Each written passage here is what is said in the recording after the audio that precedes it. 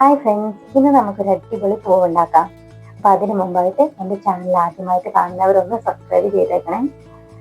അപ്പം നമുക്ക് ഇതിന് വേണ്ടിയിട്ട് ഒരു 4x4 സൈസ് പേപ്പർ കുഞ്ഞു കുഞ്ഞായിട്ട് കട്ട് ചെയ്തെടുക്കാം.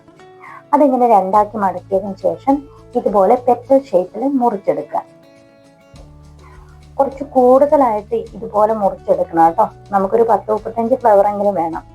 അതിനുശേഷം എന്ത് ചെയ്യാം, ഇതുപോലെ അതിൻ്റെ സൈഡിൽ കുറച്ച് മാത്രം കട്ട് ചെയ്യുക. കട്ട് ചെയ്തതിന് ശേഷം ഒരു പെറ്റലിൽ മാത്രമായിട്ട് പശ തേച്ചതിന് ശേഷം അതിൻ്റെ മുകളിലായിട്ട് ഒട്ടിച്ചു കൊടുക്കുക.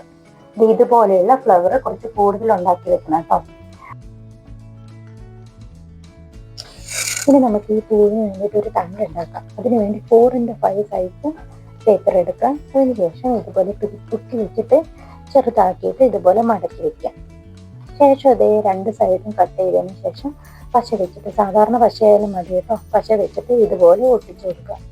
ഇതുപോലെ ഒരു 10-35 അങ്ങനെ ചെയ്തെടുക്കുക കേട്ടോ.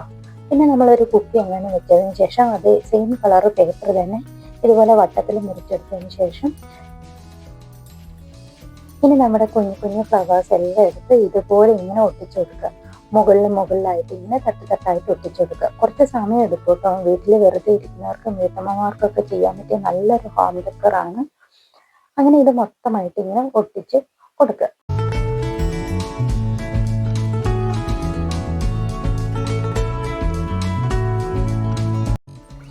അപ്പം നമ്മുടെ പൂവ് റെഡി ആയിട്ടുണ്ട് കേട്ടോ. ഇനി നമുക്ക് തണ്ടുണ്ടാക്കാം. അതിനു വേണ്ടി ഒരു പച്ച ഷീറ്റ് എടുത്തതിന് ശേഷം അത് പകുതി മതി കേട്ടോ, A4 ഷീറ്റിൻ്റെ പകുതി മതി. അതിനുശേഷം ഇതുപോലെ ഫോൾഡ് ചെയ്തതിന് ശേഷം ഗം വെച്ച് ഒട്ടിക്കുക. ശേഷം ഇതാ മുകളിലെ ഭാഗവും താഴെ ഭാഗവും ചെറുതായിട്ടൊന്ന് കട്ട് ചെയ്ത് കളയുക. പിന്നെ ഇതേ നമ്മൾ ഇതുപോലെ ഒരു പൂവുണ്ടാക്കി അതിൻ്റെ ഉള്ളിലായിട്ട് നമ്മുടെ തണ്ടും കൂടി ഇട്ടതിന് ശേഷം പശ വെച്ച് ഒട്ടിക്കുക. പൂവ് എന്നിട്ട് ഫിക്സ് ചെയ്ത് മാറ്റി വെക്കുക.